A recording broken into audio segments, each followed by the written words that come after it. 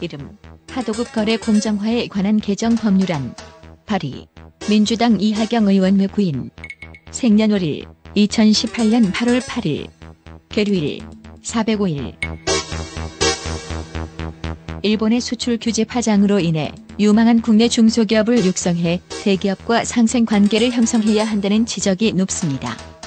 열악한 여건에서 기술력을 확보해도 대기업의 기술이 유출되거나 유용되어 손해를 입는 중소기업이 적지 않은 현실인데요. 우월적 지위를 이용해 중소기업의 기술을 탈취하는 대기업의 하도급 갑질 문제를 개선해야 한다는 목소리가 높습니다. 중소기업이 개발한 기술이 보호받고 가치를 인정받는 선순환 산업 구조를 만들기 위한 하도급 거래 공정화 법안은 어떻게 마련돼야 할까요? 네, 이 법안을 대표 발의하신 더불어민주당 이하경 의원 스튜디오에 직접 나오셨습니다. 어서 오십시오. 네, 안녕하세요. 네, 이하경입니다. 중소기업 기술 탈취 막아보자 이거죠, 한마디로. 네네. 이 법에 관심 가지시게 된 배경은요? 제가 공정거래위원회를 다루는 정무위원회 소속이고 또 민주당에서는 갑과 을의 횡포를 다루는 갑의 을에 대한 횡포를 다루는 우리 을지로위원회 위원장을 했어요. 을지로위원회. 그래서 특별히 예. 이런 사례들을 많이 봤죠. 예. 예를 들어서 어떤 사례가 있었어요? 제가 조사해 보니까 최근에 LG화학에서는 납품받던 업체에서 배터리 라벨 제조 관련 기술 자료를 23회나 요구했더라고요. 그래서 그걸 빼서 기술 자료를 중국 자회사에 넘겼어요.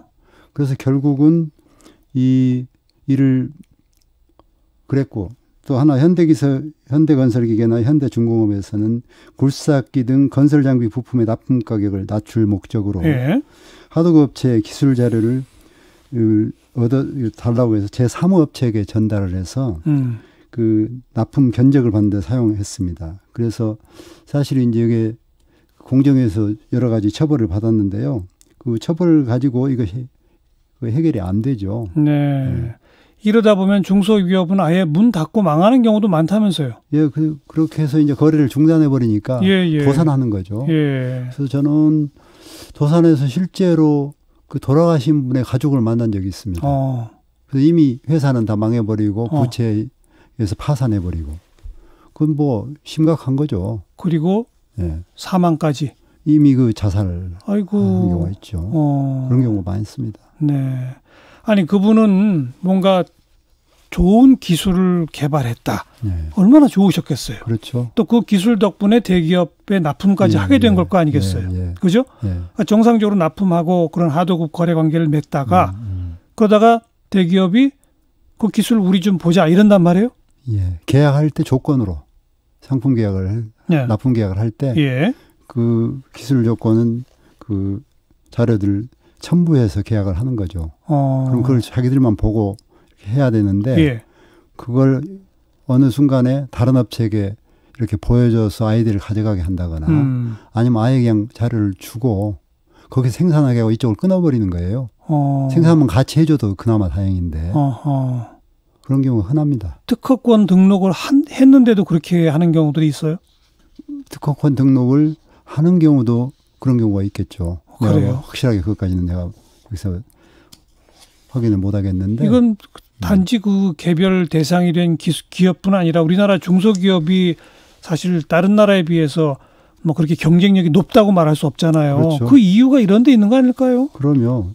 기술 개발을 하려면 막대한 자본이 들어갑니다. 중소기업은 사실 할 수가 없죠. 네. 어렵게 해놓으면 이것을 인정을 하고 거기에 맞는 대가를 지불하고 대기업이 이렇게 사용해야 되는데 그렇지 못해 우리나라 유수한 대기업들이 그런 사례가 많습니다. 예.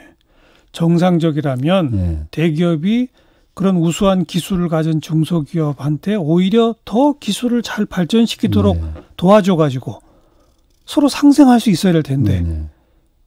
그죠? 그래서 지금 이게 범죄 행위죠. 범죄죠. 범죄죠. 그리고 이런 것이 이렇게 일상화되면 기술 혁신을 하겠습니까? 그러니까요. 우리나라가 지금 일본과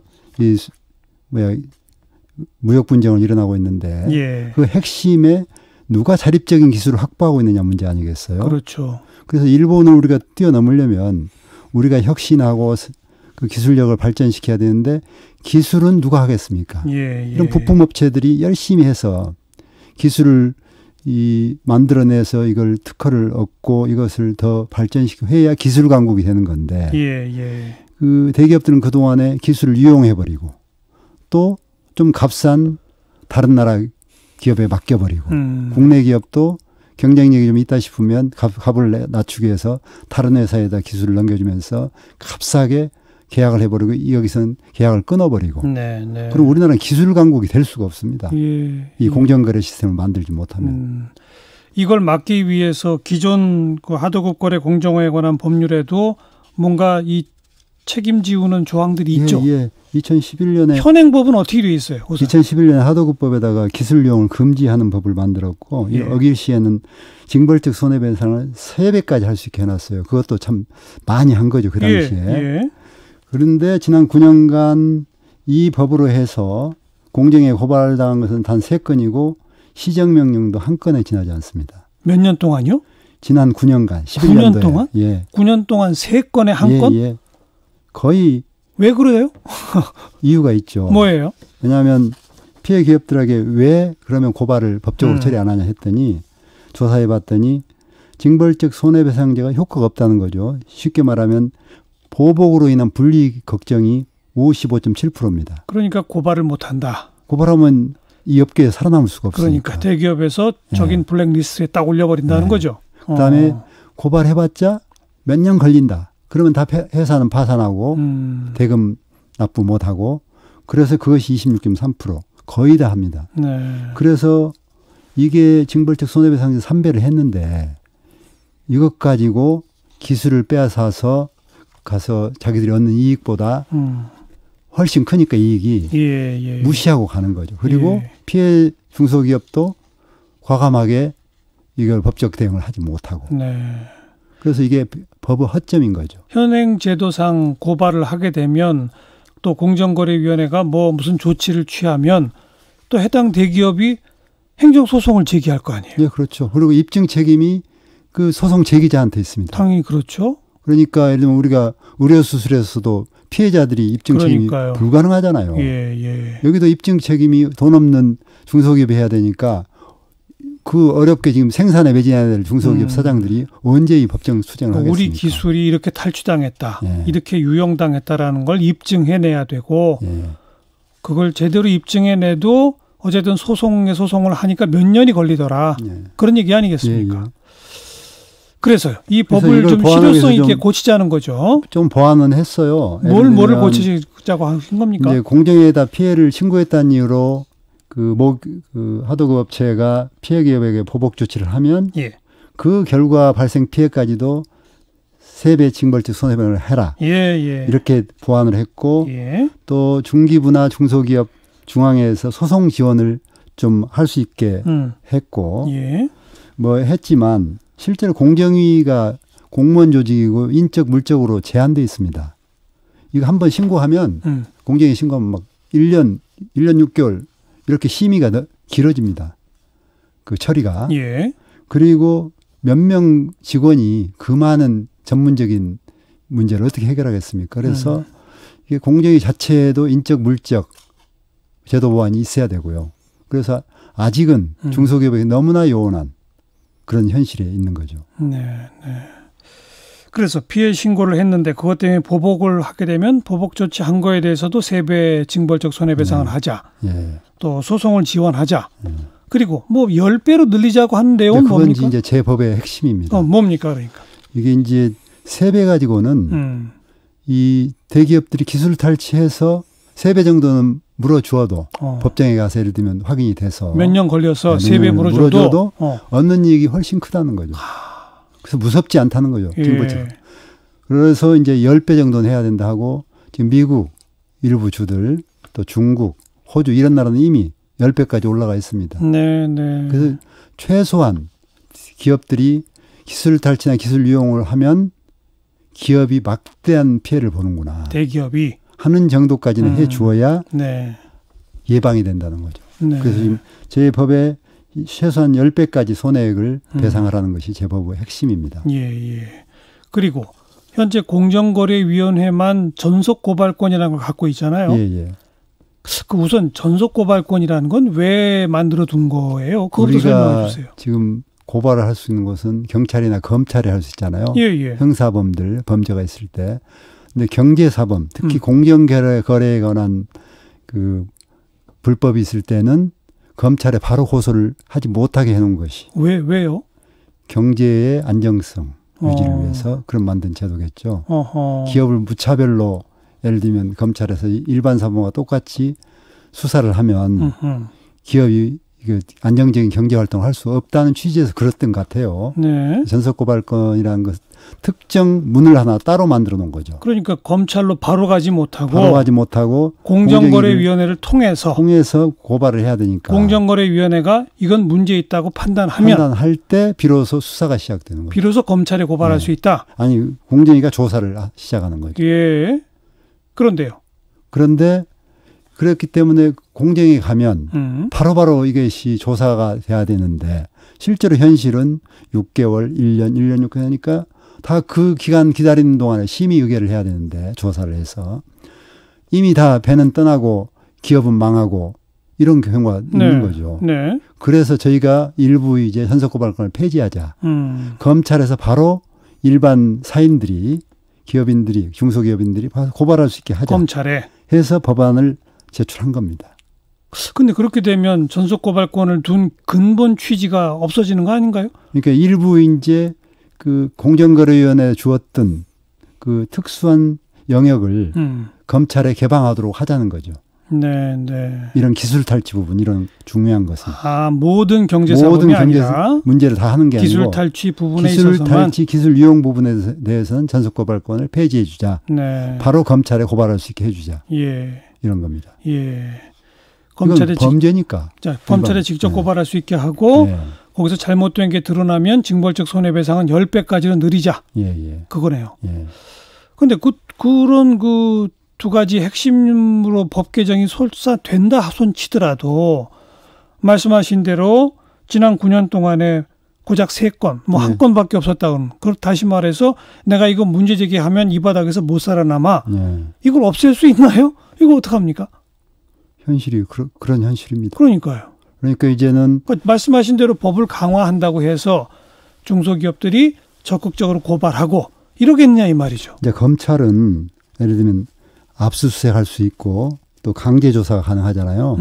빠르게 검찰은 또 이 조사를 할 수 있고 공정위보다 속도가 빠르다. 공무원들이 하기 때문에 또 위원회에다 심의 의결을 붙여서 거기서 조사 과정이 있고 해서 시간이 늘어지니까 이것은 검찰에 가면 강제조사를 해서 빠르게 집행할 수 있을 거다 하는 가능성을 보고 이 전속고발권을 폐지하자는 거죠. 일단 강화를 하자. 강화해 놓으면 실제 중소기업이 사용할지는 정확히 모르겠지만 대기업들은 더 위축되긴 하겠네요. 근데 이제 이게 그래서 법에서 지금 이미 심의를 하고 있는데 이게 걸려서 못 넘어가고 있습니다. 어디서요? 반대하는 그 정당들 때문에. 어느 당이 반대를 하죠? 자유한국당이 반대하죠. 반대 이유는요? 이건 누가 기업하겠냐. 너나 없이 가서 이제 고발하기 시작하면 기업 못한다. 딱 그 논리입니다. 경제 안정성을 위해서 이건 안 된다. 못 풀어준다. 그러고 있습니다. 그 논리에 대한 대항 논리는요? 저희들은 그러면 중소기업은 다 죽으라는 이야기냐. 현행 체제하에서는 다 파산하고 자살하고 하는 것이 눈에 불을 보듯이 뻔한데. 그러니까 이건 기업 못한다라고 하는 분한테 기술 탈취 안 하면 될 거 아니냐 그런 거 아닌가요? 네, 하죠. 아니 이 법에 반대하는 논리에 대해서 물론 그렇게 이야기하죠. 그죠? 기술 탈취 안 하고 정당하게 하면 되는데 왜 그러냐 하면 그래도 안 된다는 겁니다. 그래도 왜 안 되냐고요. 그러니까. 경제는 경제 영역에서 공정위가 해야 된다. 남소가 걱정된다. 소송 남발. 소송 남발. 아주 대표적인 논리입니다. 남소 우려. 그래서 기업에 피해를 준다. 근데 현실적으로 한번 생각해 보죠. 아무래도 가불관계에서 중소기업들이 피해자일 텐데 중소기업을 이렇게 함부로 소송 내고 함부로 고발할까요? 아까 보셨잖아요. 하면 그 업계에서 찍히면은 기업 못한다고 생각하니까 그러니까요. 법제도상 징벌적 손해배상이 있음에도 불구하고 신고를 못한다잖아요. 그러니까요. 현실이 그런 거예요. 예. 어떻게 자기 업권에서 예를 들면 삼성전자에 납품을 한다. 어떤 휴대폰 부품업을. 근데 내가 일부 기술 이용을 시켰다고 해서 다음에 이 업계에서 사업을 하려고 하면 소문이 날 텐데 누가 거래를 해주겠어요? 예. A모라는 업체 앞으로 거래하겠나? 예. 그래서 이걸 풀어줘도 그렇게 남소 유발 안 됩니다. 그러니까 지금 바로 그 말씀을 자유한국당 의원들한테 했을 거 아니에요. 물론이죠. 하죠. 그러니까 또 뭐라고 해요? 그래도 안 된다는 겁니다. 뭐 논리가 없습니다. 그런 논리 외에는. 우리가 언제 법안 소위원회, 심사소위원회 회의록을 보면 그런 것들이 과감없이 다 나와 있습니다. 네. 이건 심사소위까지도 가긴 갔네요. 가죠. 보통 올라가죠. 못 가는 법도 많은데. 많습니다. 이건 가긴 갔는데. 심의를 안 해주는 법도 많죠. 그러니까 이건 심사소위까지 가긴 갔는데 자유한국당이 반대. 예. 그 반대 이유는 경제 악영향. 예, 남소. 소송 남발. 예.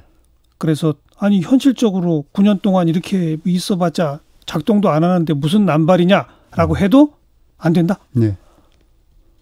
저희가 지금 그 소비자보호법 만들려고 하는데요. 다른 이야기지만 대표 두 가지예요.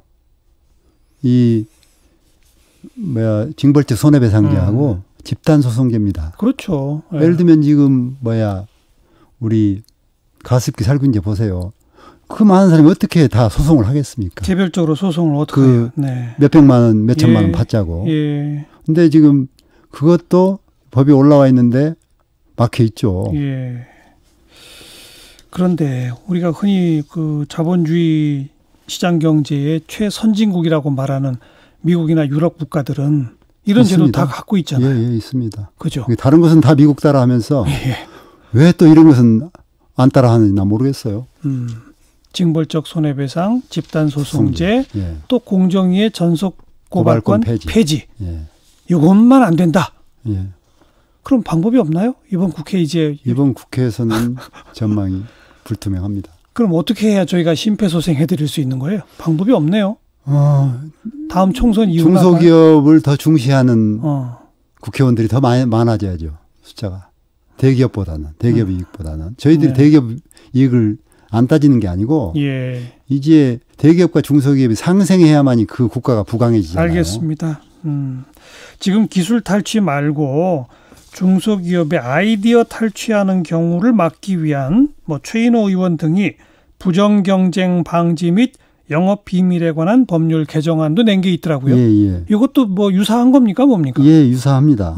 근데 이건 이제 산자위원회 특허청 법안이어서 우리가 병합심사는 불가능한 거예요. 따로따로 하니까. 따로따로 하지만 서로 여러 가지 형편을 고려해서 참작해서 논의할 수 있을 것 같습니다. 이것도 역시 기술뿐 아니라 아이디어 차원에서도 탈취를 좀 더 세게 벌하기 위한 그런 법안이로군요. 근데 이것도 역시 마찬가지로 법안심사 소위 가면 반대. 그런 논리가 또 있을 겁니다. 오늘 여기까지 더불어민주당 이하경 의원이었습니다. 고맙습니다. 네, 감사합니다.